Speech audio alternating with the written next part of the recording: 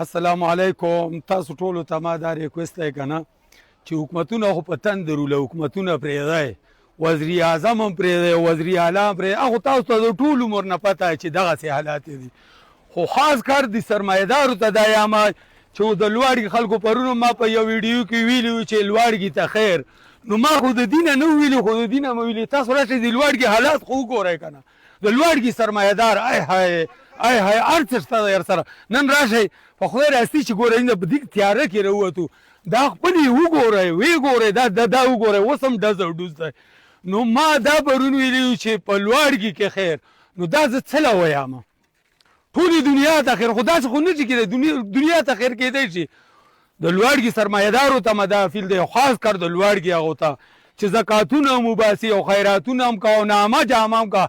ما نامه جامه کړئ، راشئ او دغو متاثرینو سره خپله راودرکئ. دغه راغه راونڅخئ ما دا داسې ته تاو کړه، دا وګوره، دا حالات وګوره.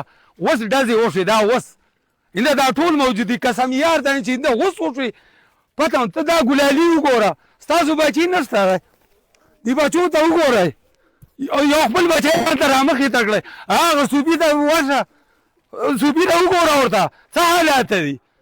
ته چا نه خوشحاله یې؟ هېچا نه هم نه. دا خو مونږ خپله نه کړو، خپله راووتو، ټولو لمشیونه ورکړه، وخلکو ریکوست ورته کړو چې خدای نه ویرېږئ، د بني ادمو نه مه یېرېږئ. حکومتونو نه څه شي ګیلې کړئ؟ حکومتونو کې چې څه شی شي ته خپله وګوره، وزیر اعلی ته ده وګوره، وزیر اعظم امپیګانو ته ده وګوره، دا څه شی که هغه پرېږدئ. خپله راشئ، ځان کې غیرت پیدا کړئ، ځان کې پښتو پیدا کړئ، ځان کې مسلماني راولئ، الله نه ویرېږئ. او والسلام.